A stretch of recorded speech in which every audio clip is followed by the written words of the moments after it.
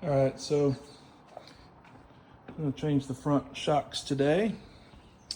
We're gonna put on some Bilsteins on this 2004 C5 Corvette. As you can see, I've got it started. Where to get a jack under it, you gotta drive up on woods. I've not made my ramps yet, but I will. So what I use is I drive it up, and then I have a pneumatic jack there in the center cross member. Let the air out, let it sit on the jack stand so it's nice and safe, of course. You don't want to trust a jack ever. That's a good way to end up like a friggin' pancake.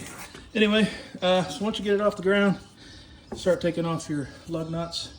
Pro tip, before you get it off the ground, loosen all the lug nuts so the tire doesn't spin, because if you don't do it while it's under load, you'll just have to redo all this shit to get them loose so that you can take them off here. So this is a 3/4 inch that I'm using. There's probably a metric number that's more suitable, but this 3/4 fits really well. Anyway, I'll be back. Okay, so once you get the tire off, make sure you keep all your lug nuts and all that in a nice safe spot. Probably a better move would be to trap them down underneath the tire here. That way they don't get kicked all over Hell's Half Acre. All right, so today we're changing the front shocks. It's pretty simple, straightforward. You got to undo this nut on the top. It's hard to see, but this post right here, they make a special socket for it, a D shape, or you can just use some vice grips to grab it. Otherwise, it'll probably spin on you when you're trying to unloosen this. So that's a slow, arduous process. And then down on the bottom, you will see there is, let me get you over here. Right here is a 13mm bolt, and then a nut on the bottom, and then another one just like it right here. So both sides of the shock, and then you come in from the bottom to hold the nut, and that's all that holds that bad boy in there. Of course, it's a good idea while you got everything up and off, just look things over. You know, make sure that, you know, like this right here, this hose dragging on this frame right here, like that's is it wearing? Is there rubbing marks on it? Is it missing a clipping point? You know, look that kind of stuff over. Check this right here, make sure there's no leaking, make sure everything's tight. Check out your rubbers too on your A-arms, and are they cracked? You know, I'll go get a flashlight and check mine out underneath better lighting. But just look things over, see if you see anything wonky. And then of course, while you got it up, I've replaced mine before, good time to grease this. Another pro tip, use silicone grease when you grease these.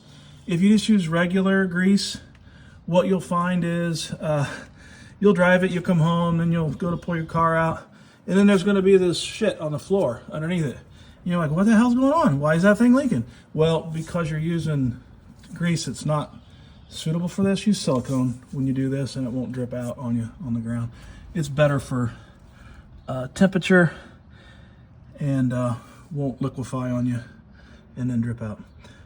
So anyway, I'm gonna go get me some tools. I'm gonna start taking this guy off, and then I'll work on the bottom. All right, folks, so I've got a pair of needle nose vice grips under the flat of the top of that stud, and I've got my wrench underneath it. A lot of people will take the wrench and turn it and pull it off, turn it and pull it off. I'm sandwiching it in there, that way it stays around the post. It makes it easier to line it back up, but you can do it the other way too. I tried to get my 14mm to fit that nut on the top of that shock mount, and it would not seat. So I'm using a 9/16 wrench on this bad boy right now. So anyway, this right here is to help keep it from spinning, and you're literally just gonna start loosening this thing up, and then you'll wiggle that, bring it up, bring it back down, bring it back. So it's up and down. So you know, you're gonna spend some time doing this. So I'm gonna cut back out, not bore you with that, but you can see why I leave the wrench on the post. It makes it easier to recenter it versus just trying to reline it up from out here and back in and out, in and out. It just makes it easier, I think. All right, folks, so I ended up being able to take off that the needle nose vice grips after the first few turns. It was not turning the shaft. Pretty fortunate that way. This car doesn't see a lot of rain or it doesn't have a lot of rust on it. It does have 215,000 miles on it, but it's been pretty well cared for, but it's a driver. Anyway, because of the way of the assembly, pulling down, it's going to start pulling out. Well, eventually you're going to run out of thread and that nut's going to come popping off of there. And if you're not careful, that bad boy is going to end up back into your engine compartment down in there, and it's going to be like a gumball, and it may or may not come out, or it may be lost up in who knows where. So anyway, I'm going to finish it off with my 9/16 wrench and hold a magnet with the other hand. I have one of these kind of wrenches too, by the way. These are pretty nice. These make it kind of like the hybrid between a ratcheting wrench and then just a regular wrench. It coasts right around it and re-grabs. So these are pretty handy too. So anyway, I'm going to finish that off, and then I'm going to jump into, I've already preloaded it. Like I said, there's a 13 millimeter nut on the little wing right there. You can see on the bottom. So you're going to want to probably use a socket extension like I've got there, leaning up, getting ready. I've already put it on the top, and then on the very, very bottom, underneath that, straight through, right up here, there's a nut on the bottom of that bolt, and you're going to use another 13 millimeter on the bottom to hold it while you take off the one on this side. And then, like I said, there's another one over here on this side that you're going to also have to get. It's right, you can see it peeking through right there underneath the wire harness. So anyway, I'm going to finish that guy off, and then I'm going to jump down and do the other two. All right, folks, so I got the top nut off. Once you get the top nut off, there's two other things that's going to be on top of that push you're going to pull off of there. First thing that's going to come off is this capture washer for the isolator, and then right underneath it is going to be this rubber piece right here. You may have to wiggle this to get it off because it hugs that shaft pretty good from being, under compression. But it'll come right off. And then there's nothing else up underneath there. As you can see, the shock's still pulled down some more yet, but it's not all the way out the hole. On the bottom, I've already gone and I've removed the retaining bolt nut on the bottom of that one. The other side, I've already pulled him out. You can see right there, the winking of the other hole underneath it. So anyway, it came off really easy. Once you pull those nuts off, the bottom, these will just come right out. You just grab them and pull it up, and then there it is. A little corrosion on there, but those are pretty highly corrosion resistant bolts, but they still will rust eventually. So anyway, so now that it's off, the shock's ready to come out. So the secret's going to be, so I'm just pushing down with my hand there to kind of try and get it out of the way, and then start lifting it up and then pushing it down. And then I'm just going to wiggle it and keep doing that until I can wiggle it through and get it out the bottom. There we go. And then she'll just, sorry, I'm trying to hold this and do it all at once, and then she'll slide right out the bottom just like that. So it's not too hard to push that down by hand to compress it to get out of that hole. And then this is what that bad boy looks like. And then there's the other washer and isolator.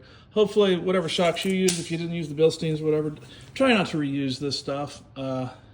These rubbers, they don't last forever. This one still looks pretty good. It's not corroded, but they do take a compression set. Use new ones so you can kind of see that guy's wonky. I mean, it's crooked as hell from being in there. And you can see like the rubber isolator here at the bottom. Look how cracked that is on that guy. Not that you would reuse that, but this just shows you how hit these shocks are. And then you can see the tube's been raking on there. So they're not leaking, but they're definitely due. These are OE equipment stuff. I didn't buy this car brand new. There's a long story on that. Someday I might share that with you folks. It's a little sentimental to me though. Anyway, that's how you get her out. I'm gonna go package my next one. All right, so one thing I am gonna do, I'm gonna clean this up right here a little bit. This bracket, get these rocks off of here from the road debris.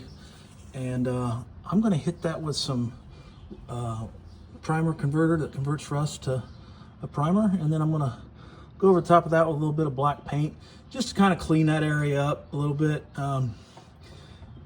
you know, you're going to have rust in here on steel stuff. That's not that big a deal when it's something not, you know, surface like that. But, you know, it's just nice to touch it up a little bit whilst you're in here at it. Easy to do. One thing I will go through here. So here's the Bilstein. Here's what she's going to look like. It's got a rubber sleeve over it. So with this, you know, this kit did come with new rubbers, like I was telling you. So the way that's going to work is you're going to want this cupped washer to go on first. Okay, so the cup goes up. So see how I did that? See that? So the flat goes down, the cup goes up, because that's what seats the rubber. Goes like that, and then your rubber looks like this. Well, that bad boy, see, it looks like that, donut on one side and a nipple on the other. That right there is what's going to go through that housing that's up in there. So you want that to go up in there, not down like that on here, like this. No, you want that to be pointed up on this. So you're going to put that guy on here like that. Once we get it up in there, then on the top, this piece of rubber that's on the top is going to do the inverse, and it's going to point down. And then this guy right here is going to do the inverse to the bottom, and he's going to point down and cup that guy like that. And then got a new nut as well. Like this, also, the factory one just comes with a regular standard hex nut. This is a nylon lock nut. Definitely a better dealio. It's zinc plated for a little bit of corrosion resistance. Not the best, but doesn't really matter. So anyway, thought I'd show you that. I'm going to get over here and clean up this rusted mess here just a little bit, and then I'll show you more. All right, so couldn't really hold the camera and show you how I did that, but getting that guy back up in there, probably going to be easier to maybe come from the back side. I'll find out here in a minute because it's a lot more open. Wire harness and steering linkage in the way. Either way, it'll go either way. You can see I kind of touched that guy up. He's still drying. I use satin paint for chassis stuff typically. That's what that is. It's just still a little wet. Zip tie. So I took a zip tie through there. You know, you link them together so you can get as long as you need. And then with one hand, you know, while I took it and as you can see, the top one's wrapped around that post a few times. And then while I'm pushing down on this, I'm using my other hand to fish it through to make a connection, and then just start ratcheting it down. And if this thing comes up some, just keep pushing down until you ratchet the zip tie to hold it in a compressed state. If you don't do that, it'd be like a monkey wrestling with a football. And for those of you that know the other saying, I mean, you just fight it. So this way you can make it fit a lot easier. You're not fighting it. You get it up in place, then you'll cut these zip ties off and pull them out. So that's my advice to you. Otherwise, man, it's just going to be like a circus trying to get up in there. So I don't think I can hold this down phone and do this all at the same time. But I'm coming up from the bottom on the back side. Yep. Turn the corner. You can see down here around the wire harness, got it lined up. And so I'm going to literally go up in the hole, and I'm going to make that connection, get everything started with the nut, the rubber and all that on there, and then I'm going to cut the zip tie. I won't tighten it up, that way I can get the zip tie out, and then this thing's going to extend down, and then when it extends down, then I'll line it up on the bottom. Well, best laid plans of mice and men, they say. There's not enough length on that post for the strap. It was up too high. And the other thing I found is based on the geometry, because everything is up in the air and this thing is just 100% sagging down, this wishbone part of the upper control arm, it's preventing me from being able to get this thing squarely up in the hole to get enough of the thread through to get the nut on. So you can see I got the rubber and the washer in there, but see there's no post. So in order to do that, as you can see, I've also already cut the zip tie out of the way, which will take him out of there here in a minute. So the other thing we're going to need to do is we're going to have to jack this whole assembly up. You can use a floor jack right underneath that guy right there, and just going to slowly jack him up until you get some clearance in here, so that as this thing comes up, that part that's rubbing the shock, it'll kind of move out, because as this thing comes up, it'll move up out of the way. I got a handy dandy pneumatic lift here, so I'm just gonna use that guy here to, you know, just slightly bump her up here. So as you can see, as she's slowly lifting, see how I'm starting to get some clearance here on that guy. So anyway, that's what you're going to want to do. And then once you get that, you can then use your other hand to kind of finagle this around and then get the nut on the top. So anyway, another tip for y'all.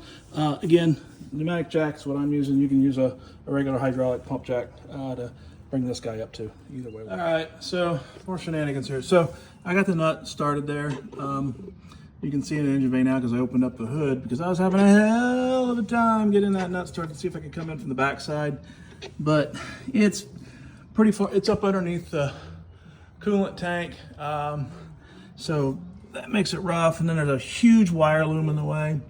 But it did afford me the ability to put the magnet back there because I did drop it once and like a pinball machine, at least it caught it. I ended up having to use my fingers to start pushing it down and then get it started. So what's happening at this point you're going to run into is, unlike the Chevy version OEM shocks, these Bilsteins have a different setup on the top. They have an Allen key, a hex.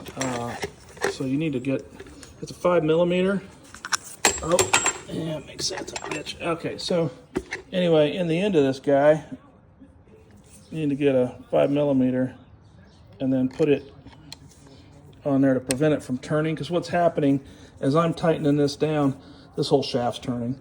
And I don't want to reach up in those rubbers. Some people will grab that shaft with a small vice grip or something, and I just do not want to damage that shaft at all. So I'm gonna work this up in there. I may come from the inside over the top of that wire harness. I may come from this side and then stick it down on there, and then that way I can continue to tighten that nut up.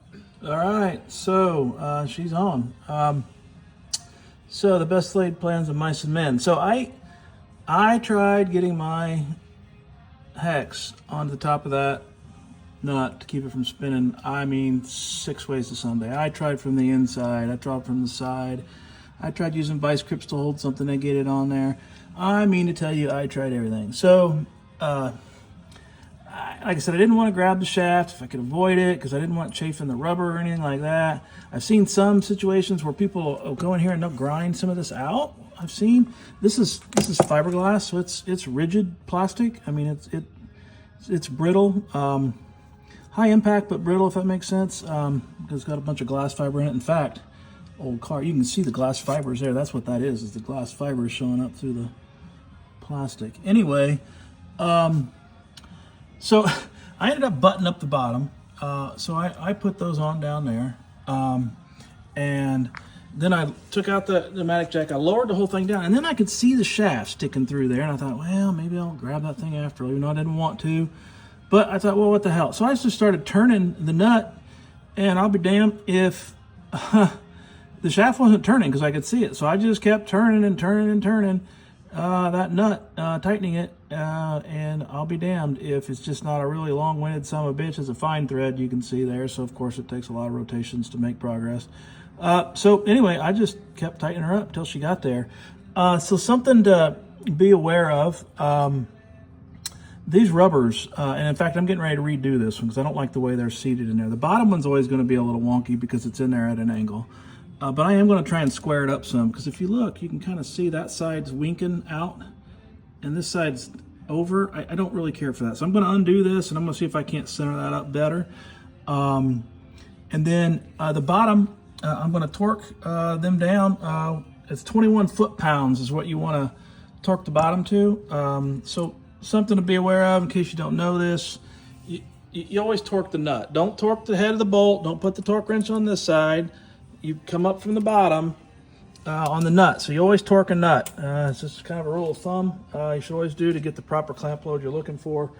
I'm assuming that everybody knows how to use a clicker wrench to set the torque, but I'm getting ready to set that bad boy to 21 and torque those down and then redo that and see if I can't square it up. Anyway, the next side ought to just be lickety split after going through this. So hope that helped you folks.